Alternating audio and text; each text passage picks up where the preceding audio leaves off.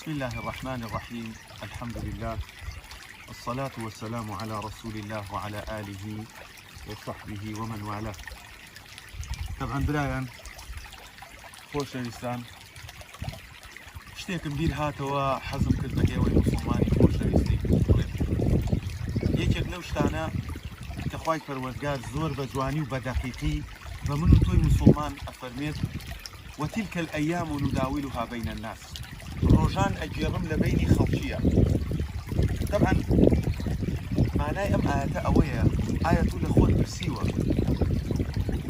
یوسف عليه الصلاة والسلام کاتێ لە ماڵ ئەیبەت براکانی ئەیخەنە بیرەوە و دوای بیرەکە دەری ئەهێنن بە کۆیلەی ئەیفرۆشن و پاشان ئەچێتە مصر لە لای گەورەترین پیاوی ئەو وڵاتە گەورە ئەبێ کە خێزانی ئەو پیاوە تەماحی ئەکا و پاشان ئەینێرنە سجن. یوسف لە کۆتاییە